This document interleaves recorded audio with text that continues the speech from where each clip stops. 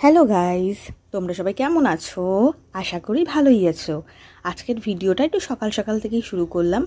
প্রথমেই ছিল কচুরি, ডিম সিদ্ধ আর তার সঙ্গে ছিল তরকারি। যাই হোক, আজকের ব্রেকফাস্টটা কিন্তু আমি বাইরেই করেছি। ছুটির দিন বলে কথা, বাইরে না করলে হবে?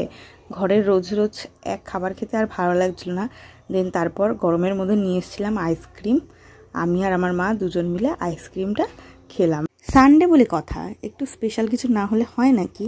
আইসক্রিম খাওয়ার পরেই দুপুরের মেনু ছিল প্রথমেই লেবু, গরমে লেবুটা খুব ভালো লাগে, তার সঙ্গে ছিল শাক ভাজা, পমপ্লেট মাছ, মাছের সাইজটা দেখো কত বড়, তার সঙ্গে ছিল চিকেন কষা, একটু চিকেনের পাতলা ঝোলই করেছে যেহেতু মাছটা ছিল।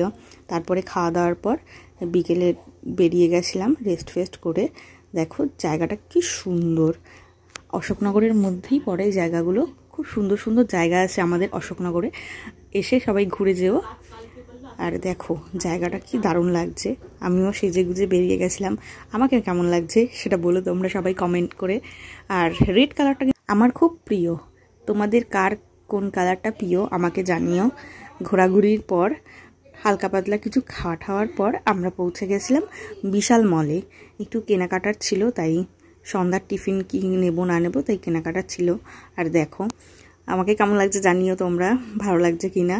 এই যে বিশালে ঢুকে গেলাম। দেখো অনেক দিন পর আজকে বিশালে গেছিলাম, সেই জামাই ষষ্ঠী, আগের বছর জামাই ষষ্ঠীতে গেছি, মাঝখানে সেরকমভাবে যাওয়া হয়নি, আর গেলেও তোমাদের সঙ্গে হয়তো শেয়ার করা হয়নি। দেন দেখো, আর ওখানে ক্যামেরা করা অ্যালাউ ছিল না, তাই জন্য ওখান থেকে কেনাকাটি করার পর এই যে বাড়িতে নিয়ে এসেছিলাম ম্যাগি আর পাস্তা। আমার ভিডিওটি যদি ভালো লাগে লাইক কমেন্ট শেয়ার করো।